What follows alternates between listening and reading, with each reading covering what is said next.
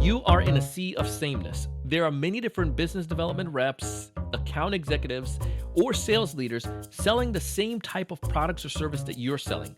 What is going to make you stand out and to be more memorable to your prospects? Today, we're going to give you 6 specific things that you can leave this episode with and apply to help you to stand out. Money in the bank, I promise you. Check it out.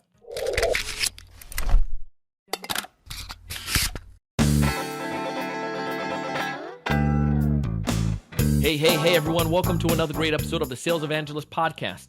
I'm your host, Donald C. Kelly, the Sales Evangelist. And I'm so excited for another great episode. I'm so excited to be here with you today. And on this episode, we have an amazing guest. His name is Casey Jacox. And Casey actually runs an organization where he's a sales and executive leadership coach. And also, he's an author and a podcaster. And he helps many different individuals, sellers like you and me, to be able to improve our sales game and to get to the next level. On this episode today, Casey is going to break down 6 things from his book that you could do right now as a seller to make you more memorable. First one, because I love it. So even if you take like 2 minutes or just break it down for us, I'm a sales rep listening to this call. How can I take that, apply it, and improve? The biggest thing, think about how you want to be treated. When people make you feel, when they, whether it's whatever it is, if you have that good feeling when you were with somebody, do that. Always keep serving people. I call it having a boomerang mindset, right? If you throw a boomerang, it's going to come back to you. The key is don't keep score. Meaning, if I keep serving other people, if I keep trying to make other connections on LinkedIn for people, if I buy my administrative assistant something, if I call marketing or I call finance or whatever, just call another team member, say, hey, thanks again for your help. Appreciate all the hard work you're doing. I call AP. Just going out of my way to think about ways to be nice, to do something that is positive for people. Again, most people aren't doing these things. So be uncommon. Treat people the way we want to be treated. When we were 5 years old, our parents taught us those things. Yet, we get into corporate America, it's for some reason okay not to do that. BS. Yeah. We got to change the game, sales. We're better than that. Expectation. You gave the example to me. Yes, I was running late. I apologize on that. And told you that beforehand. But why is that so critical when it comes to, and I'm sure there's expectation, all different types. Manage that expectation. Why is that so important, and why people don't do it? I think it's super important because it shows one, lack of respect if you don't, if you just wing it. I think about time as your client's time is very, very busy. If you work so hard to get that meeting, why would you not work hard to keep it? So if I'm going to be late, get ahead of it, set their expectations, apologize, say, hey, I'm caught in unexpected traffic. I'm so sorry. I'm going to be 3 minutes late, and then apologize again.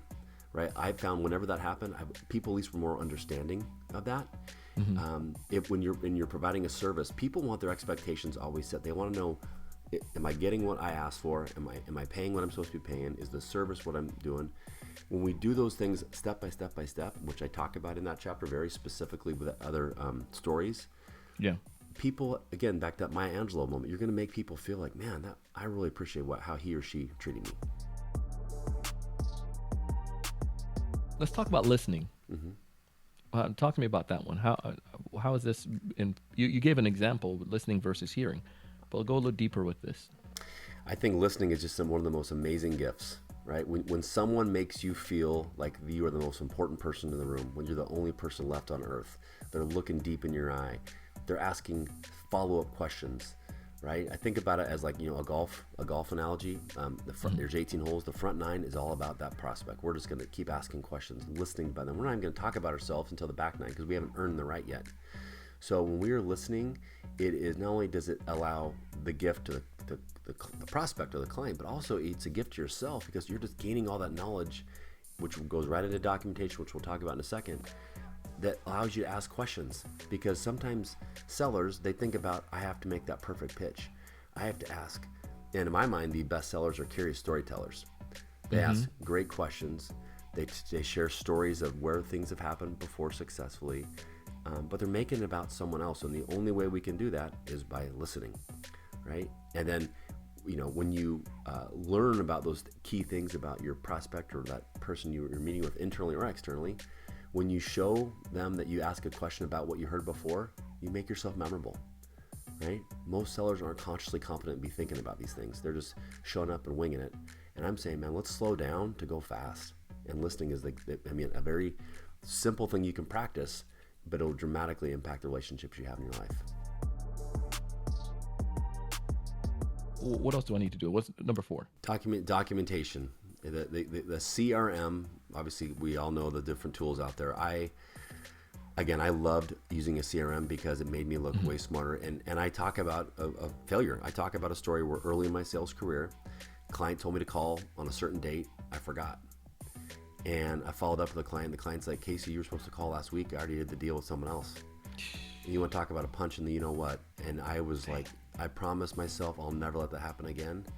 And again, sellers, I'm not sitting up here talking about how easy it is and how great it is. I'm talking about my own failures. So don't be the Casey early in your career. And then I became, my buddies joked to me, they called me like a robot. Like you literally just like, you got email on one screen, you got CRM on the other screen, and you're just literally documenting. And so again, when we listen, we're going to document those things, whether it's birthdays, whether it's the client's kids, where they're going. I can tell you about a client I used to work with. His name's Chris. I'm not going to say his last name, but his North Dakota State football team, his kids were bowling on the bowling team. Not many kids are on bowling teams. His kids were. His brother would go to the national championship game. I mean, all these things. I haven't seen this guy in 4 years, but when I talk about documentation, that story comes to my mind. But how I made that client feel, right? It goes chapters. These are all leading right into each other. And I use that not to go sell him something, but to how to like just further build that relationship, making it about him, not me. And by documenting, it allowed me to prepare myself for each call I would go on with things to ask. Not things to sell or things to tell, but things to ask. So the next one that I have here is was it Shine? Letting your authentic self shine. Yeah. Talk to me about that. So I see this a lot. I see that a lot of fear is within sales teams. They're scared to ask for help. Their pipelines, smoke and mirrors. They're scared to tell the client maybe they don't know. They're scared to tell their boss they don't know. And so my thing is, be yourself. Everybody starts out someplace, right? And I use a framework called TED-based questions. Tell me, explain, describe. So if I say, hey, tell me more about that. I'm unfamiliar with that word. Describe what that is. Or I'm going to be my authentic self by practicing, right? Again, most sales teams don't like practicing. We just like winging it and practicing on our clients. Thank you. Yeah. So imagine if our clients, we told them that, hey, Donald over TSC, yeah, he doesn't practice. He practices on you. I mean, you'd be mortified, right? So just like Usain Bolt, he still practices. Professional sports, they still practice. Pilots, they practice. But yet we in sales, we're that elite, guys. We can just show up. No, we can't. Take us home, Casey, the last one here. Relationships take time, right? If you're going to do all 5 things like I talked about now, and you do it consistently, time, day in, day out, month in, month out, you're going to have success. Relationships, and you're going to have to persevere, just like any sales role. You that first call they might not take it, the second call they might not take it, but when you continually make it about them, not you, make it about them, and be patient and persistent over time, you're going to have success. If once you want to quit, it ain't going to happen. And so I give very specific stories in there I give exercises at the end of each chapter, but that one specifically, you're gonna learn about how I had to persevere through struggles in life. I talk about an injury I went through that dramatically shaped the person who I am now. I'm not going to give it too much away. You got to go read the book to hear about this thing. But like I mentioned in the very beginning, if it's too easy, it's not built to last. Casey, absolutely love this, man. If folks out here listening to this podcast want to get in touch with you, what's the best way for them to go about doing so? I would say LinkedIn's a great way. You can visit my website, CaseyJaycox.com. I love connecting with people. I love serving other people. I'm on a little bit on Twitter, but mainly just LinkedIn is the best way to find me.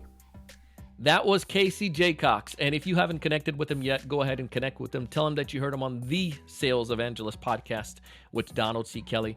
Tell him that you would like to learn from him. Check out his book as well. And in addition to that, if you're a dad or if you have a father in your life, or if you have, you want to do this in the future, be a parent, and check out the podcast.